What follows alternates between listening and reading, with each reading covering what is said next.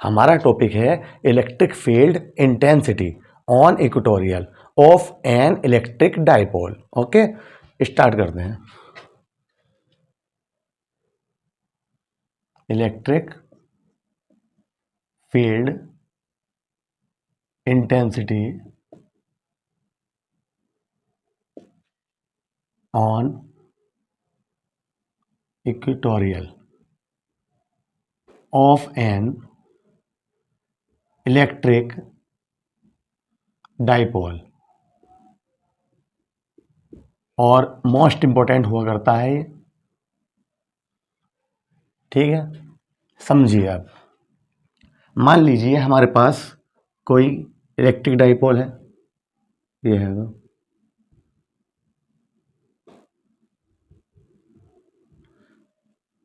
ये कैसा चार्ज होता है, निगेटिव, और ये पॉजिटिव। ओके, इसकी जो लेंथ होती है, डिस्टेंस होती है इनके बीच की, वो कितनी होती है, 12 होती है।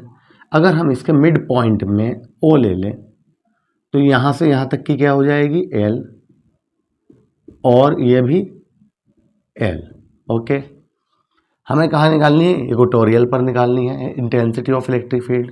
तो इक्वेटोरियल को हम क्या मान लेंगे, कहाँ से, ऐसे कितने डिस्टेंस पे मान लेंगे हम, पॉइंट पी मान लेंगे यहाँ पर, ठीक है, आर डिस्टेंस पर मिड पॉइंट से। ओके, इसे हम इससे और इससे, ठीक है, मिला देते हैं। ठीक सही करके मिलाना, बिल्कुल स्केल से मिला लेना।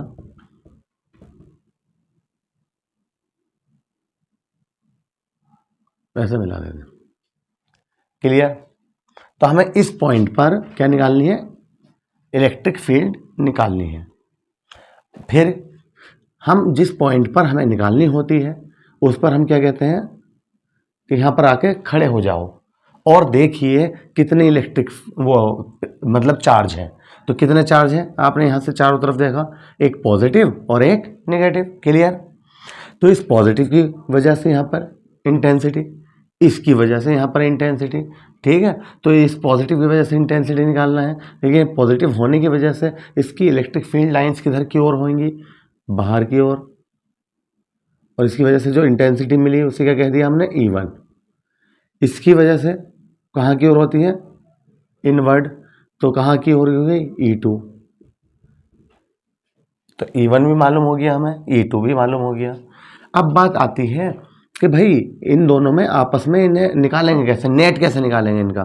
तो मैं याद होगा जब हमने एक्सेल पर कराया था तो एक्सेल पर क्या आई थी, एक इधर को आई थी इंटेंसिटी और एक इधर को आई थी, क्लियर है। तो हमने कहा था इनका नेट कैसे निकालोगे, ई नेट, तो क्या करा था, E1 माइनस E2, ठीक। लेकिन यहाँ पर हमें नहीं पता हो रहा, हमें ये पता होता है जब दो वेक्टर एक दूसरे के अपोजिट होते हैं तो माइनस का साइन आता है, दो वेक्टर अगर एक दूसरे के सेम साइड में होते हैं तो क्या आता है, प्लस आता है। तो यहाँ पर क्या आ जाएगा, E is equal to E1 plus E2। लेकिन यहाँ पर ना तो अपोजिट समझ में आ रहा है, ना क्या हो रहा है, ठीक है, अपोजिट है, ना ही इक्वल है, सेम साइड है। तो अब क्या करेंगे, तो इनका रिजल्टेंट जब दो वेक्टरों के बीच ऐसा, ठीक है, मतलब कोई एंगल आ जाता है तो इनके बीच जो इंटेंसिटी होती है वो ऐसे निकाल ली जाती है। ये क्या हो गई हमारी इंटेंसिटी, ठीक है, ई नेट आ गया, क्लियर है। ये बातें हम यहाँ पे कुछ लिख देते हैं, क्या लिखेंगे, there is an electric dipole, we have to find, ठीक है, we have to find the electric field, the electric field intensity on equatorial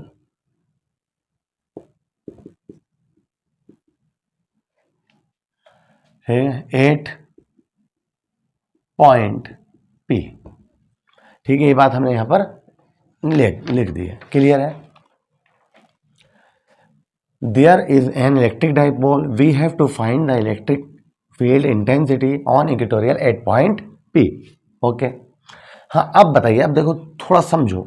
अब मैं आपसे मालूम करूं कि जो E1 आया है इस चार्ज के वजह से वो उसकी वैल्यू क्या होगी। तो क्या होता है, E intensity of electric field क्या होती है, intensity K Q upon R square. Clear, K Q upon R square.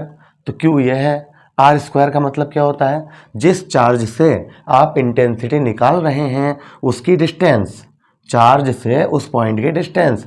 तो हमें इस चार्ज की वजह से निकाल रहे हैं, यहाँ पर निकाल रहे हैं, तो हमें यहाँ से यहाँ तक की डिस्टेंस चाहिए। क्लियर है, कभी ये वाला आर समझ लो, ये आर नहीं होता, ये आर क्या होता है, क्या आर है, ये डिस्टेंस है, ये डिस्टेंस है, लेकिन किससे है, चार्ज से उस पॉइंट की है जिस पर हमें इंटेंसिटी निकालनी है।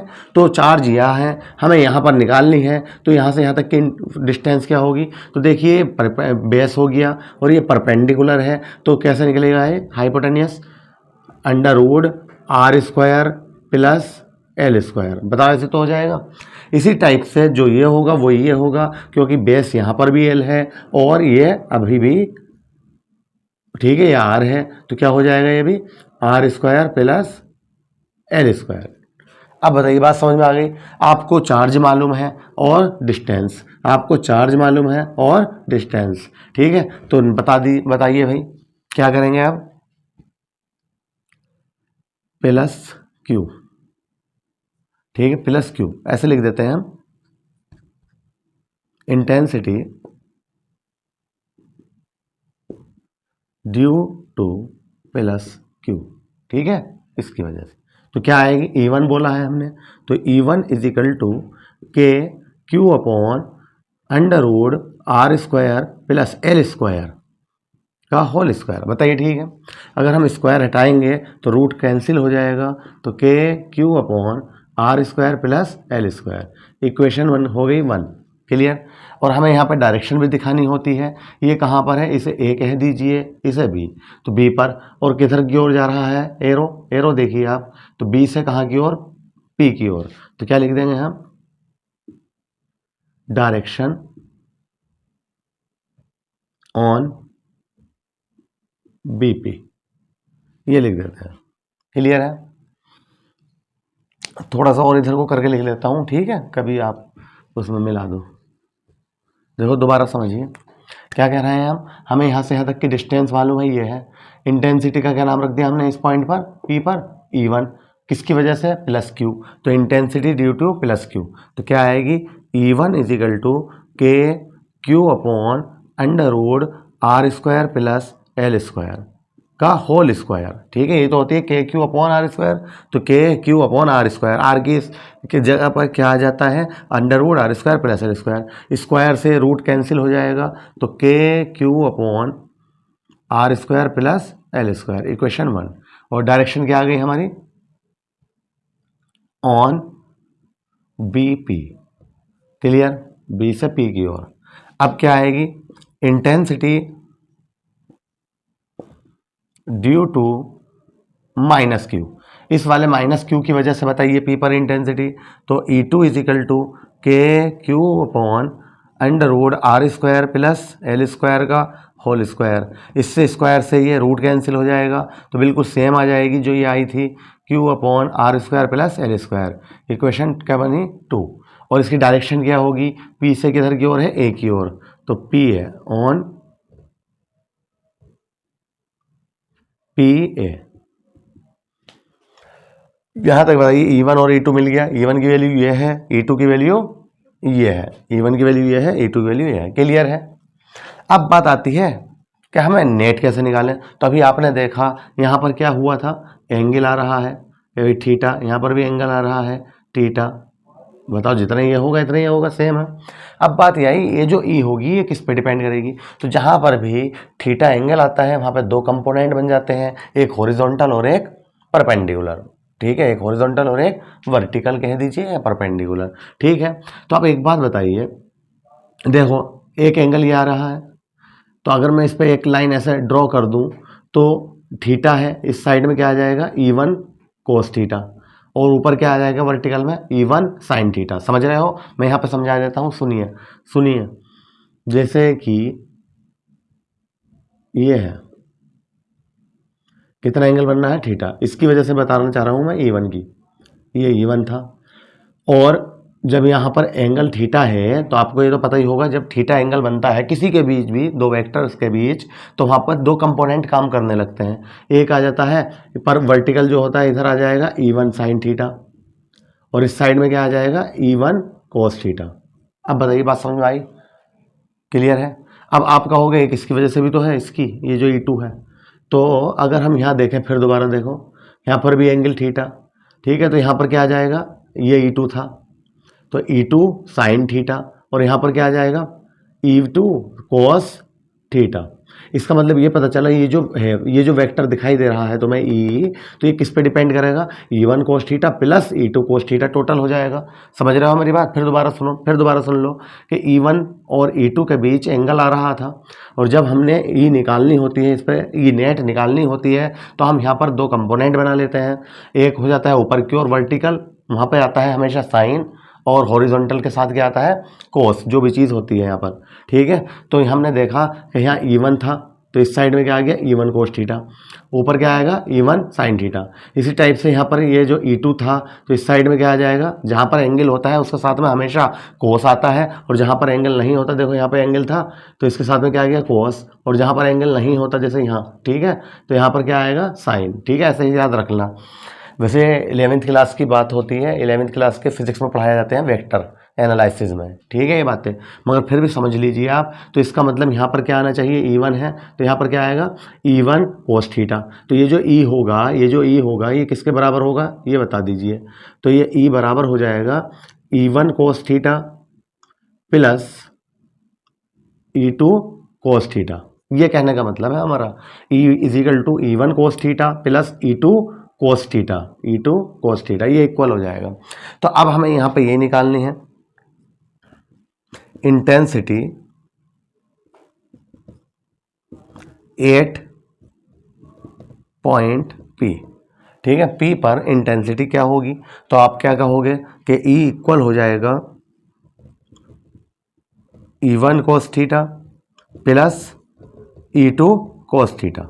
यहाँ तक बताइए, E1 की वैल्यू ये है, यहाँ लगा दीजिए, E2 की वैल्यू ये है, यहाँ पर लगा दीजिए, ठीक है, और कैलकुलेशन कर देंगे, आंसर आ जाएगा। बताइए, यहाँ तक समझ में आ गया? तो मैं ये चाहता हूँ आप प्लीज़ पहले यहाँ तक नोट कर लीजिए, मैं इसे रब कर दूंगा आप, ठीक है, फिर हम नेक्स्ट पढ़ेंगे। इसे साफ कर देते हैं ना, बस आपको ये डायग्राम बना के आना है वहाँ पर बोर्ड के एग्जाम में, और ऐसे करना है, यहाँ तक नोट करिए आप, ठीक है, कर लिया होगा आपने। तो मैं इसे रफ कर देता हूँ, ठीक है, समझ में तो आ गया। ये बताइए, E इज इक्वल टू क्या है, E1 cos theta plus E2, लेकिन अभी हमें इसकी ज़रूरत पड़ेगी, ठीक है, कोस थीटा की वैल्यू, अभी इसे ऐसे रहने दो, अभी मैं इसे साफ कर देता हूँ।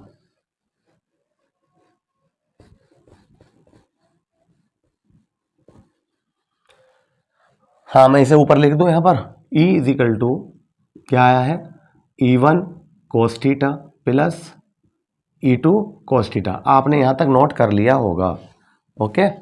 अब वैल्यू लगाएंगे, अब बाद में नोट करना। देखिए, अब मैं बोला E1 की वैल्यू क्या है, E1 की वैल्यू आप बताओगे KQ upon R square plus L square और कोस थीटा, प्लस E2 की वैल्यू क्या है, KQ upon R square plus L square cos theta. मैं बोला ये तो सेम हो गया, देखो जो ये लिख रहा है वो ये है, तो इसका मतलब जब दो चीज़ें सेम होती है तो हम उसका क्या करते हैं, 2 टाइम्स कर देते हैं, तो 2KQ upon R square plus L square, ठीक है, कोई सी भी एक वैल्यू उतारिए और उसका 2 टाइम्स कर दीजिए, ठीक है, इनटू कोस थीटा। ये तो पता चल गया, समझ में आ गई बात। ना समझ में आए हो तो हम इसे ऐसे भी कहते हैं कि देखो ये और ये सेम है, कॉमन ले लीजिए, तो सब कॉमन ले लोगे तो यहाँ क्या बचेगा 1, प्लस यहाँ पर क्या बचेगा 1, 1 और 1 2।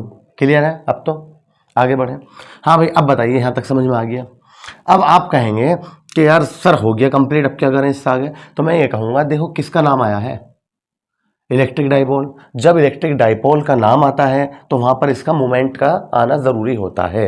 इलेक्ट्रिक डाइपोल का मोमेंट क्या होता है, P is equal to 2QL, P is equal to 2QL। देखो 2 भी है, Q भी है, लेकिन L नहीं दिखाई दे रहा है यहाँ पे इस टर्म में, तो अब L कहाँ से लाएं। तो अब हमने देखा कि कोस तो है हमारे पास, तो cos theta is equal to क्या होता है, base upon base upon hypotenuse, तो इस्तेमाल कर रहे हैं हम। क्लियर है? देखो मैं वो लिख रहा हूँ यहाँ पे, since cos theta is equal to क्या होता है, base upon L upon hypotenuse, कोई सा भी ले लीजिए, बेस ये है हाइपोटेनियस ये है, under root R square plus L square. यहाँ पे लगा देता हूँ 2k upon R square plus L square, और कोस थीटा के स्थान पर क्या लगा देंगे हम, L upon under root R square plus L square. बताइए यहाँ तक सही है? ये बात समझ में आ गई। और जैसे ही हमने कोस की वैल्यू लगाई तो कितनी अच्छी बात हुई, क्या 2ql, अच्छा लगा 2ql। फिर यहाँ लिख देंगे since p is equal to क्या होता है 2ql, तो जहाँ पे हमें 2ql दिखाई दे रहा है वहाँ हम क्या लिख सकते हैं, p के ये चल ही रहा है p अपॉन आइए R square plus L square. एक बात बताइए, ये जो रूट में लिख रहा है हम इसे ऐसा करके लिख दें तो कोई परेशानी है? रूट में जो वैल्यू होती है उसमें हम क्या लिखते हैं, पावर में लिख सकते हैं 1/2। क्लियर? तो इसकी पावर क्या है 1, यहाँ पर 1 ही तो है, और इसकी क्या है 1/2, तो क्या हो जाएगा हमारा 3/2। अब मैं इसे साफ कर देता हूँ, है ना? क्लियर हो गया है? तो डायग्राम भी इधर कर लिख देते हैं, तो क्या है K P upon R square plus L square की पावर 3/2। क्लियर? 1/2 और 1 कितना हो गया, 1 प्लस हाफ कितना हो गया 3/2। अब फिर बात वही आती है, एल क्या है यहाँ पर, मैंने आपको पहले ही बताया था, इलेक्ट्रिक डाइपोल के बीच की जो डिस्टेंस 12 होती है वो कैसी होती है, बहुत बहुत बहुत छोटी होती है। और एल क्या हो जाएगी, और भी ज़्यादा छोटी होगी जब 12 छोटी है तो। और एल का भी स्क्वायर कर रहे हैं हम, तो ये क्या होती है, बहुत बहुत ज़्यादा छोटी हो जाती है कंपेरिजन टू आर। ठीक है, तो हम यहाँ पर लिख देते हैं L less than two R, then L square much less than two R square. ठीक है, सो इट्स नेगलेक्ट, हम इसे नेगलेक्ट कर देते हैं। जब इसे नेगलेक्ट मान लिया तो के पी अपॉन आर स्क्वायर की पावर क्या बचा 3/2, 2 से 2 कैंसिल हो गया, तो ई इज इक्वल टू क्या आ गया हमारे निकल गए के पी अपॉन आर की क्यू। उसमें क्या आया था एक्सियल पर, बस यहाँ पर 2 आ गया था, याद है आपको, 2p अपॉन आर की क्यू। यूनिट क्या होती है इसकी, न्यूटन पर कूलम, न्यूटन पर कूलम। बताइए आपकी समझ में आ गया या नहीं? अगर नहीं आया तो इसी वीडियो को दोबारा रिपीट कीजिए और देखिए क्या करा था हमने, E is equal to E1 cos theta plus E2 cos theta. Cos theta क्यों आया था, क्योंकि एंगल बन रहे थे E1 और E2 के बीच, क्या बनना था, नेट निकालने के लिए, ई नेट निकालने के लिए एंगल। और जहाँ पर एंगल बनता है वहाँ पे 2 कंपोनेंट काम करने लगते हैं, कोस और साइन। साइन जो थे E1 साइन थीटा, E2 को साइन थीटा, एक दूसरे के मैग्नीट्यूड इक्वल होने की वजह से एक दूसरे को कैंसिल कर दिया था। ठीक है, तो किसने काम किया, सिर्फ यहाँ पर E1 cos theta plus E2 cos theta, E net आ गई। हमने E1 की वैल्यू लगा दी, E2 की वैल्यू लगाई, तो देखा दोनों इक्वल हो गए तो दुगना कर दिया। ठीक, फिर हमने देखा यार हमें तो 2ql चाहिए किसी भी हालत में, तो 2ql नहीं दिखा, 2 दिखा, q दिखा, l नहीं दिखा, तो कोस की वैल्यू लगा दी। ठीक है, बेस अपॉन हाइपोटेनियस, तो कोस की वैल्यू जैसी लगाई तो 2ql दिखने लगा, इसकी जगह हमने क्या रख दिया p, तो k p अपॉन ये, और इसे हमने ऐसे करके लिख लिया। जब ऐसे करके लिखा तो इन दोनों की पावर इसकी 1 थी, 1/2 थी, तो क्या हो गई 3/2, और 2 से 2 कैंसिल, हमारा आंसर आ गया। किस पर आ गया है, intensity of electric field of on equatorial, ठीक है, of N electric dipole. Clear है? बस आपसे इतनी रिक्वेस्ट है, अगर आपने मेरा चैनल अभी तक सब्सक्राइब नहीं किया है तो प्लीज़ सब्सक्राइब ज़रूर कीजिए और बेल आइकन को प्रेस करना ना भूलें। ठीक है, जिससे कि आपको टाइम टू टाइम हमारी नोटिफिकेशन मिलती रहे। ओके।